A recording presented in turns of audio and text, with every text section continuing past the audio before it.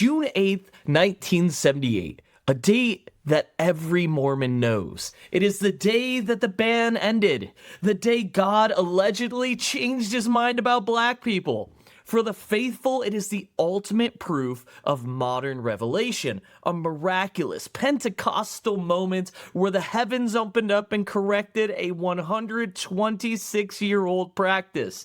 It is the story of a weeping prophet and a sudden rushing wind of unity. But here at the Great and Spacious Building, we don't just accept the press release. We look at the meeting minutes. We look at the calendar. We look at who was in the room. And more importantly for this, who wasn't in the room. When you look at the 1978 revelation, you stop seeing a sudden lightning bolt from heaven and start seeing a masterclass in corporate change management.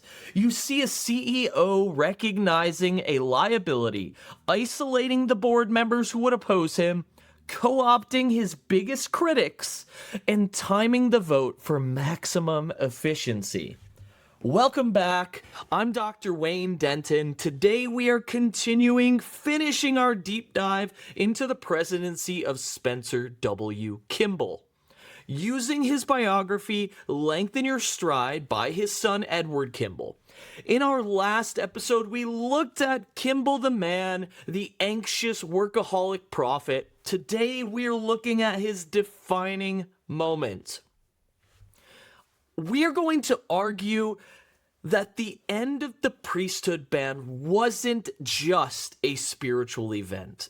It was a political necessity, carefully engineered by a man who knew how to dismantle the old guard when they were at their weakest. Was it revelation, or was it the most successful lobbying campaign in church history?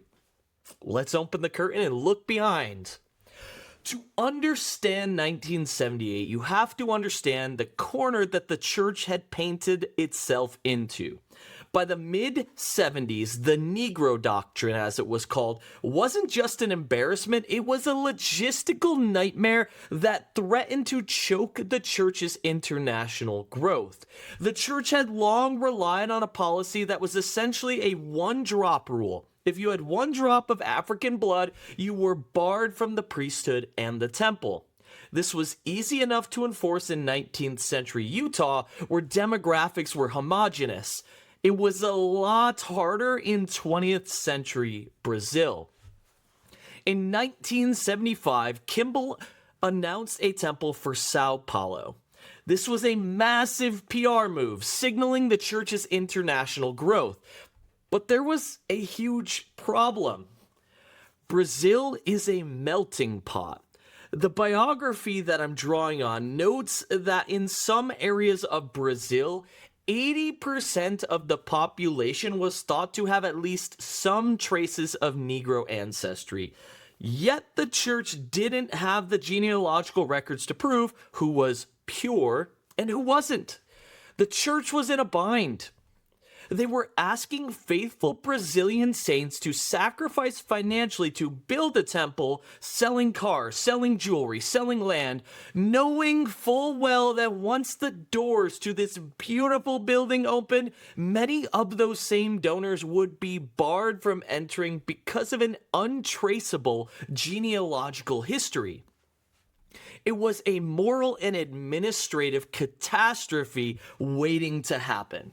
The native local leaders who took over from missionaries were less concerned with genealogy and resolved uncertainty by obtaining a decision from state presidents, a case-by-case basis of sorts. The policy was dissolving in the face of reality once it became evident how difficult it was going to be to trace genealogy.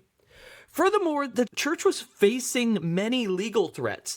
The church was facing a lawsuit in Costa Rica by a black lawyer who was trying to disenfranchise the church for racial discrimination in the country. They believed that the church was using missionaries to send out genealogical surveys to screen out black investigators. Alongside this, the University of Washington had seen acid thrown on the playing field during a game against BYU. Stanford refused to play BYU. The church was becoming a pariah both overseas and at home. The apologists loved to say that the ban ended because the members were finally ready. That's nonsense. The ban ended because the church couldn't function as a global corporation while holding on to a 19th century racial policy. It wasn't about worthiness, it was truly about viability. Kimball knew this. He had been the apostle in charge of South America. He had seen that faithful men he could not ordain were broken by this policy. He knew the curse of Cain doctrine wasn't just theology, it was a liability. He was watching the church hit a ceiling. They couldn't expand into Africa, where thousands of Nigerians and individuals from Ghana were begging for missionaries, and they were stalled in the Caribbean. The pressure wasn't just spiritual, it was structural.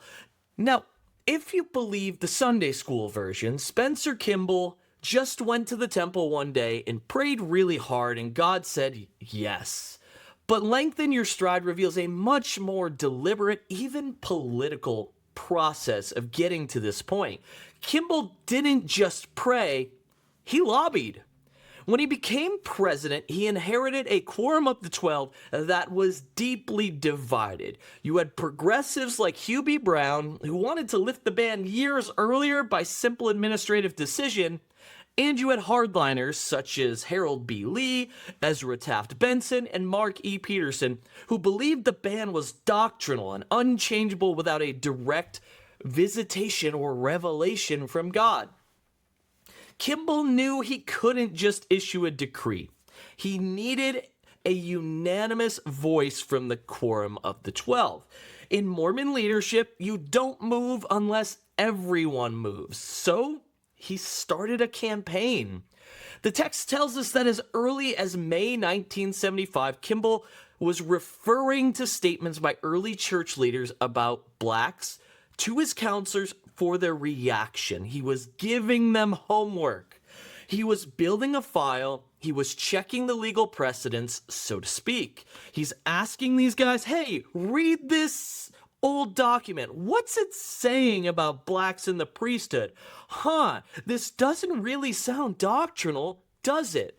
In June 1977, he invited at least 3 general authorities to write memos on the subject. He was gathering ammunition. He wanted to know, was this really doctrine or was it just policy? This is where the prophet looks like a CEO. Building a case for a merger. He wasn't waiting for a burning bush like Moses. He was looking for a loophole, and the research provided one. The studies showed that the ban did not originate with Joseph Smith, as everyone had assumed. Thank you, earlier mentioned in this series, Lester Bush. It really was solidified under Brigham Young. And crucially, there was no revelation on the books starting it. That meant you didn't necessarily need a scripture or a revelation to end it. You just needed the president to say it was over. But he still needed the 12. And this is where Kimball's genius, or at least his political savvy, comes into play. He began meeting with the apostles individually. He interviewed them. He let them speak their minds in private. He identified the holdouts, and he identified those that would be in favor of getting rid of the ban. He invited associates to talk with him in private if they hadn't expressed themselves in the group setting. He was whipping the votes. He also started spending hours in the temple. Now, I'm not discounting the spirituality factor at play here. I'm sure Spencer Kimball was sincere. But let's look at the optics. Apply a more, dare I say, materialistic perspective to this. He obtained a key that gave him direct access to the temple night or day without involving anyone else. He was signaling to the 12, I am wrestling with God on this. It's hard to argue with a man who tells you he has been on his knees in the Holy of Holies for weeks. It creates a pressure cooker of spiritual expectation. He told them, I'll be satisfied with a simple yes or no, but I want to know. He was forcing them to confront the question as well through his own experience, his own showing of his actions. The biggest obstacle Kimball faced wasn't God, it was Bruce R. McConkie. Elder McConkie was the theologian of the hard right. In his infamous book, Mormon Doctrine, he had codified the ban. He wrote that blacks were denied the priesthood because they were less valiant in the pre-existence. He taught that this was an eternal decree, not to be changed until the millennium, Christ's second coming. He was the enforcer of orthodoxy. If McConkie opposed the change, the quorum would never agree to the change. If Kimball was going to get this done, he needed McConkie, and amazingly, he got him. How? Well, he appealed to McConkie's legalistic mind. The source text tells us in fascinating detail. In June 1977, Kimball asked McConkie to write a memo on the subject. McConkie wrote a long memo concluding that there was no scriptural barrier to a change in policy. Step 1. Think about that for a second. The man who wrote the book on why blacks could not have the priesthood was also the one who wrote the legal brief on why they could make the change. Kimball had co-opted his biggest critic by asking McConkie to research this issue scripturally, knowing that the scriptures are actually quite silent on the ban. He allowed McConkie to talk himself out of his own position. It was a stroke of genius. Kimball didn't argue with him. He let McConkie argue with himself. The biography notes that Kimball later spoke in public of his gratitude to Elder McConkie for some special support he received in the days leading up to the revelation.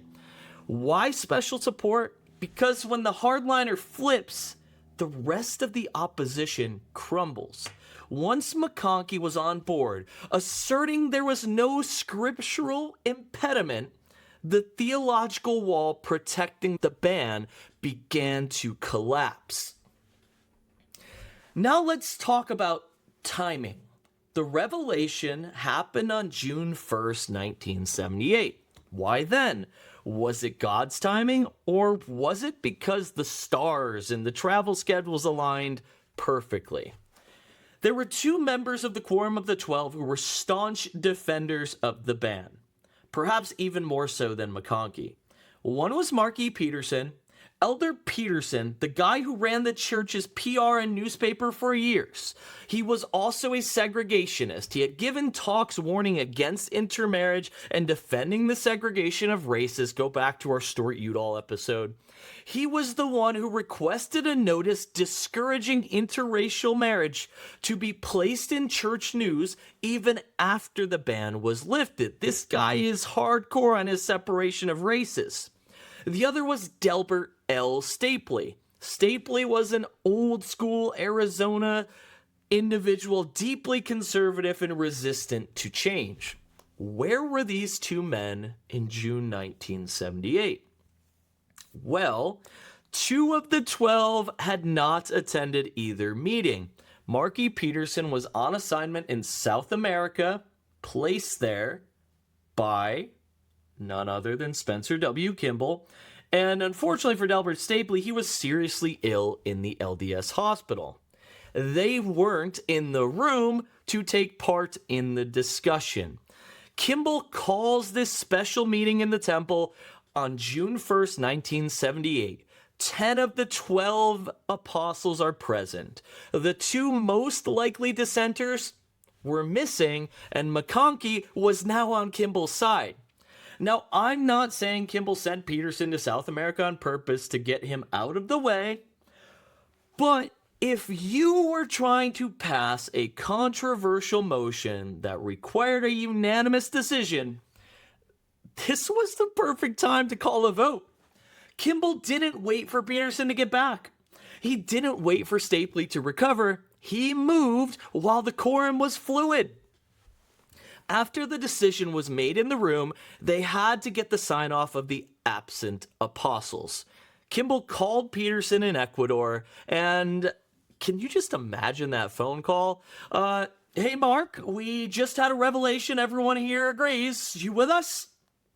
And Peterson, isolated in South America, effectively presented with this decision that the entire quorum has agreed on. He really has no choice. He told Kimball that he fully sustained the decision. Then the presidency visited Stapley in the hospital. Stapley, sick and bedridden, simply said, "I'll stay with the brethren on this."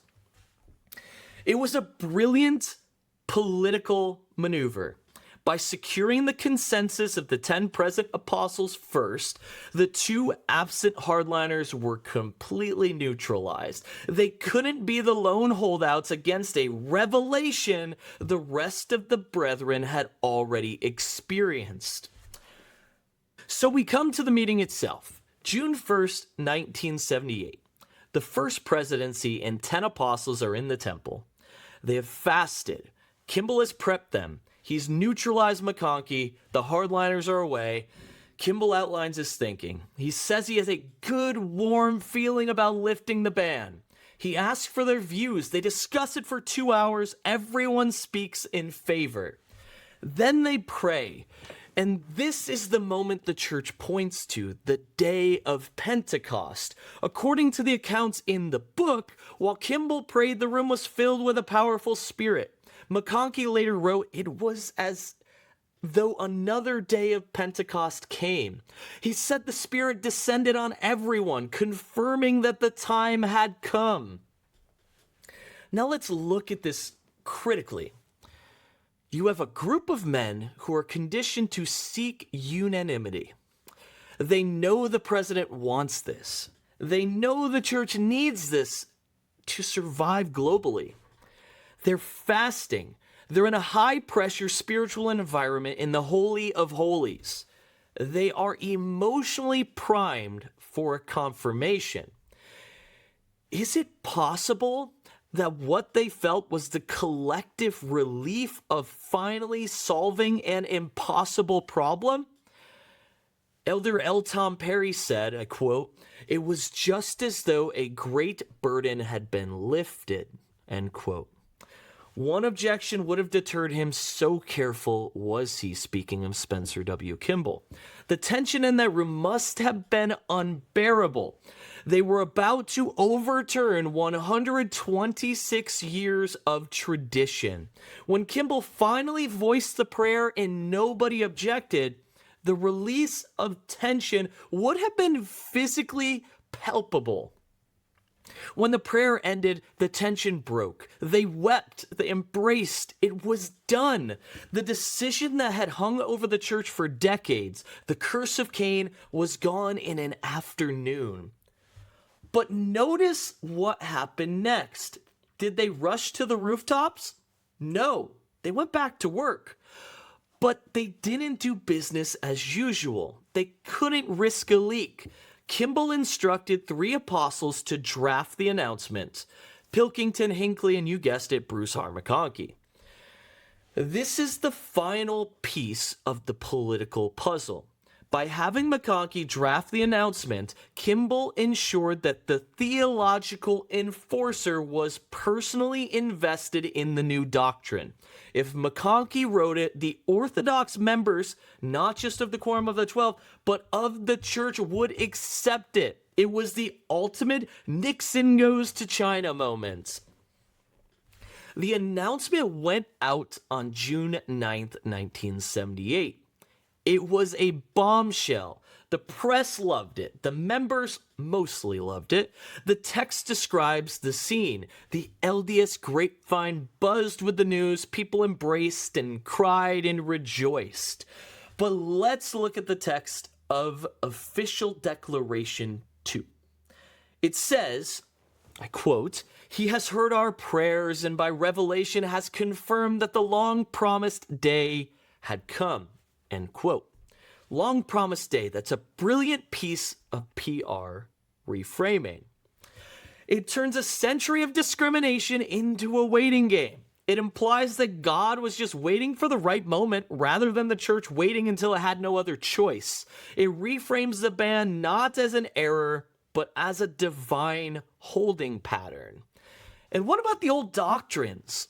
The fence sitters in heaven, the curse of Cain. The idea is that blacks were less valiant. This is where the church pulled its greatest magic trick.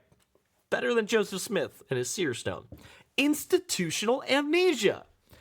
Bruce R. McConkie, the man who wrote Mormon Doctrine, told a group of church educators shortly after the revelation, I quote, "Forget everything that I have said, or what President Brigham Young, or President George Q. Cannon, or whosoever has said in past that is contrary to the present revelation.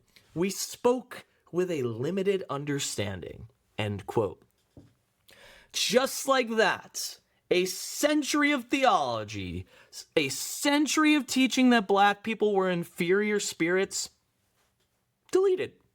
Control, Alt, delete. We spoke with limited understanding. It was a pivot of Orwellian proportions, and it worked. The members fell in line. The old books were eventually edited or pulled. The church moved forward as it had always been a champion of universal brotherhood. But notice what was missing. An apology. There was no apology in Official Declaration 2. There was no apology from Kimball. The position was, God commanded the ban, and now God has ended it. It absolved the leaders of any responsibility for racism. It puts it all on God. Even Kimball in his interviews maintained the line. When asked about the past, he said, I quote, "We realize we do not know all there is to be known about the problem." End quote. It's the ultimate cop-out. We don't know why. The refusal to apologize or explain the past created a lingering wound. The source text mentions that some members continued to wonder if the traditional explanations were ever true. Without an official rejection of the old folklore, it still lingered. With no official rejection, there's still these thoughts and practices among fundamental groups, but also among members of the mainline LDS Church. The church got the policy change it needed to grow in Brazil and Africa, but it refused to do the theological work to heal the racism it had fostered for 126 years. They wanted the growth without the guilt. The irony, of course, is that Spencer W. Kimball was the Lamanite president. His whole ministry had been focused on Native Americans. He loved them. He believed they were a chosen people who would blossom as the rose. He had a track record of compassion for minorities. And yet it took him 4 years as president to lift the ban on black Africans. Why? His biography suggests he was worried about schism. He feared a revolt from the ultra-conservatives in the church. He told Jack Carlson in 1977 that he was concerned about internal dissent, particularly from members of the American South or even members of the Quorum of the 12, talking about you, Ezra Taft Benson.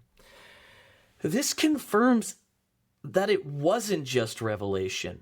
It was risk management. He was weighing the political cost of the move the entire time of his presidency up until the actual change.